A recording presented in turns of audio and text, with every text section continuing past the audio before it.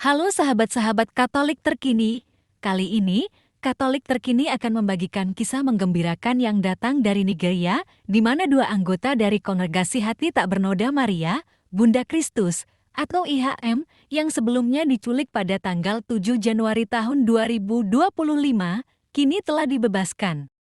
Disimak terus untuk mengetahui lebih lanjut tentang kisah ini, bagaimana mereka akhirnya kembali dengan selamat, dan peran penting doa dan dukungan umat dalam pembebasan mereka. Pada 7 Januari tahun 2025, dunia dikejutkan dengan berita yang datang dari Nigeria, tepatnya di Keuskupan Agung Onitsha. Dua suster IHM, yaitu Suster Vincentia Maria Nuanko dan Suster Grace Marite Okoli, telah diculik oleh sekelompok orang yang tidak dikenal.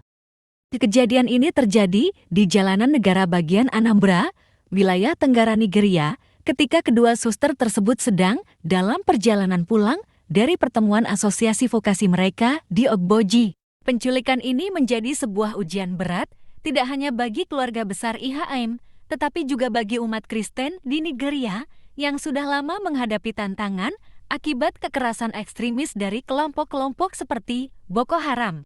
Namun, meski situasi yang mereka hadapi sangat mengerikan, ada kabar baik yang datang pada tanggal 13 Januari tahun 2025, kedua suster yang diculik tersebut akhirnya dibebaskan. Dan lebih menggembirakan lagi, mereka dilaporkan dalam kondisi sehat. Ini adalah kisah tentang harapan, doa, dan dukungan umat yang tak pernah padam. Penculikan kedua suster IHM ini terjadi pada malam 7 Januari. Mereka diculik di Jalan Ufuma saat sedang kembali dari pertemuan vokasi. Tidak lama setelah kejadian tersebut, IHM melalui sekretaris jenderalnya di Nigeria, Suster Maria Sobena Ikautuonye, mengeluarkan sebuah pernyataan. Dalam pernyataan itu, Suster Ikautuonye mengungkapkan bahwa kedua suster tersebut telah dibebaskan tanpa syarat dan dalam keadaan sehat.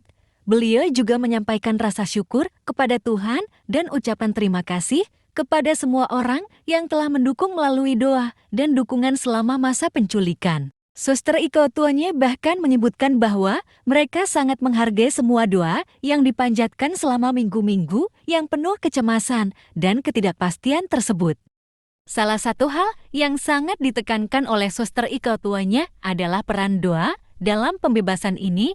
Dalam pernyataannya, ia mengucapkan terima kasih kepada mereka yang telah bergabung dalam doa, baik secara pribadi maupun bersama-sama, selama masa-masa sulit ini. Solidaritas spiritual menjadi sangat penting dalam situasi seperti ini, dan umat Kristen di seluruh dunia ikut merasakan beban dan harapan yang sama.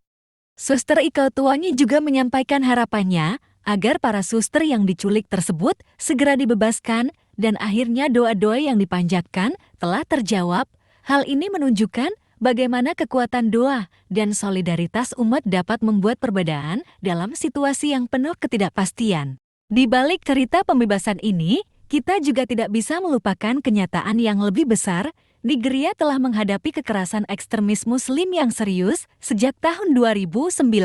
Kelompok-kelompok seperti Boko Haram telah banyak menyebabkan ketegangan di negara ini, melakukan penyerangan terhadap umat Kristen, menculik, dan terkadang bahkan membunuh mereka. Penculikan dan kekerasan terhadap umat Kristen di Nigeria bukanlah hal baru, dan seringkali mereka diculik untuk meminta tebusan. Namun, meskipun tantangan ini begitu besar, kisah pembebasan dua suster ini memberi secerca harapan bahwa keadilan dan keselamatan masih bisa tercapai, bahkan dalam situasi yang penuh ancaman. Ada juga laporan yang lebih menggembirakan dari Yayasan Amal Kepausan, Aita de Church-Net International. Laporan tersebut menunjukkan bahwa pada tahun 2024, jumlah klerus dan religius yang diculik di Nigeria menurun dibandingkan tahun sebelumnya. Tidak hanya itu, laporan tersebut juga mengungkapkan bahwa pada tahun 2024 tidak ada klerus atau religius yang diculik yang akhirnya dibunuh.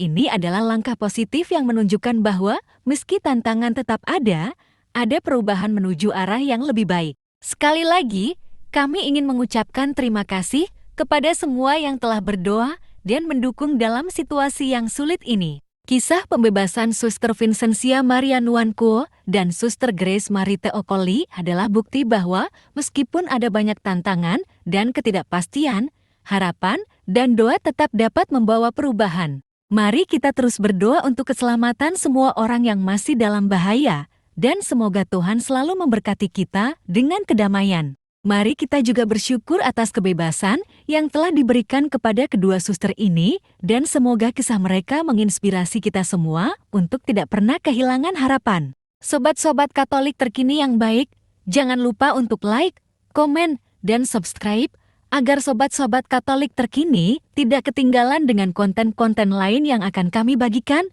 Sampai jumpa di video selanjutnya.